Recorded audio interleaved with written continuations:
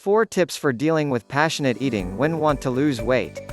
Passionate eating is demonstrated by eating conduct that you use to comfort yourself or to smother fatigue or other negative feelings. In this video, I clarify what passionate eating is and how you remember it, and I give you 4 hints to assist you with taking care of business yourself. How does passionate eating happen? A typical response to push is that you don't want to eat. Some don't get a chomp down their throat. This is useful from a transformative perspective for the time being. Envision setting off to the zoo standing eye to eye with a lion. It is convenient that you don't have a shaking hunger that occupies you from the threat. In any case, with passionate eaters, stress has the contrary impact. A passionate eater gets a ton of hungers when the individual in question gets enthusiastic. A potential clarification for this is somebody in their childhood has figured out how to comfort themselves with nourishment when they have horrendous emotions, and along these lines has not figured out how to manage sentiments in an alternate manner. What can be done?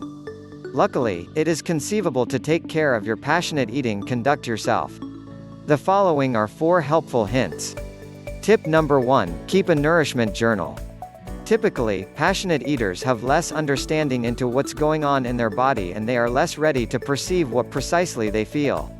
Therefore, passionate eaters regularly think that it's progressively hard to discover which feelings can be motivation to begin desiring for nourishment. To expand your self-knowledge, I prescribe tracking your dietary patterns for multi-week in a journal. By doing this, you can, without much of a stretch, make an association when that you experience the ill effects of passionate eating between which circumstances occurred on such a day, or the prior days, and the manner by which you offer importance to these occasions. Tip number 2, ensure sufficient unwinding.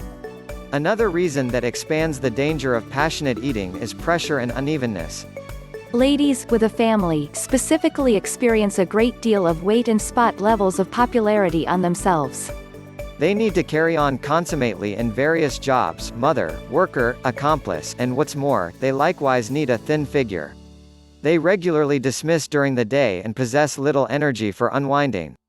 Every one of these prerequisites that you set for yourself cost a great deal of vitality and can make you need nourishment significantly more. To adjust, it is critical to unwind adequately. The accompanying inquiries will assist you with this. What do you need from yourself?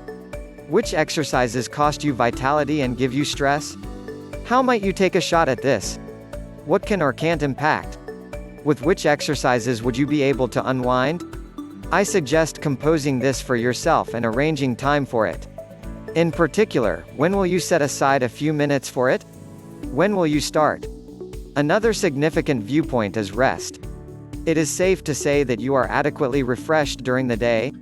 If not, what would you be able to do to improve your rest? Tip number 3, prepare yourself ahead of time for troublesome minutes. This tip can be defying. You need to shed pounds and most likely not consider troublesome minutes. By and by, I prescribe that you get ready well. The minute you are not feeling great, it is substantially more hard to envision how to manage a misfortune in a solid, helping way. Not having an arrangement for such minutes expands the opportunity of enthusiastic eating significantly. How would you carry on when you feel focused and you long for something heavenly? Or on the other hand, how would you plan for a difficulty? A decent path is to figure these expectations as an on the off chance that arrangement, if circumstance X happens I will do Y. Model: suppose I feel focused on, I stroll around a square as opposed to getting for snacks. Different instances of a decent option in contrast to passionate eating. Call a companion. Peruse a book. Breathing activities and care. Finally, follow your outcomes and prize yourself. Likewise, I prescribe mapping your outcomes. You can do this effectively by recording your objectives and recording day by day how things went. On the off chance that you have kept up this objective for 7 days, reward yourself with something fun.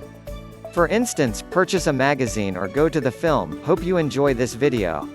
Thank you for watching. Don't forget to subscribe.